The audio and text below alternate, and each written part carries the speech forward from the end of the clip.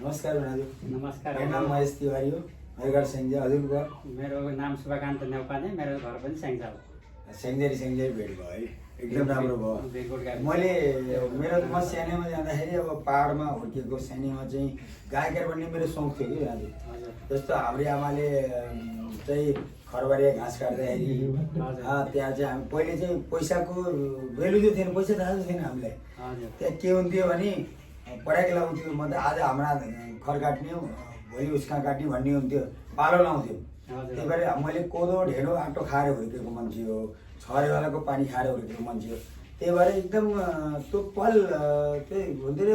प्रकाश शब्दको गाना, एउटा गाना कस्तो गाउँथ्यो नि, ठुला ठुला समुद्र छन् खोली भेटिँदैन, मुलको पानी खाए जस्तो तिर्खा मेटिँदैन, किन्न त पाइन्छ पानी फ्रिजको अनि हावा एसीको, तर तिर्सन मेट्दैन गाउँ बेसीको भन्ने गाना चाहिँ कस्तो भने अहिले चाहिँ म गएँ, पाहाड गएँ। पाहाड जाँदाखेरि त्यो झरनाको पानी, त्यो मूलको पानी खाँदाखेरि त मैले पल हेरेँ कि पाहाड त स्वर्ग रहेछ।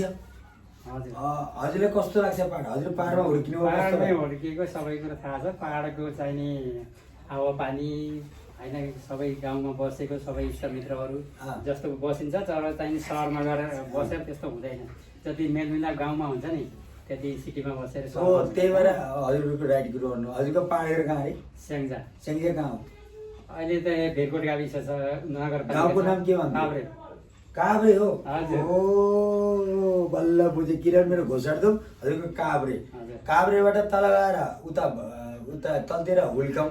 हजुर। हुल्काउँ यतापट्टि गएर माथि चाहिँ थाना र काभ्रे गए उतापट्टि लुटेल पनि छन्। हाम्रो दिदीको सामने रामलाल मामा कि भान्जी त्यहाँ छ। उता गए पाखुरे छ। यता गए अब हजुरको तलतिर फुलबारी छ। यता हुल्काउँ छ, यता घोषार्दो छ। घोषार्दो उतापट्टि छरे खोला जो छ टुरिस्ट एरिया बनिएको छ।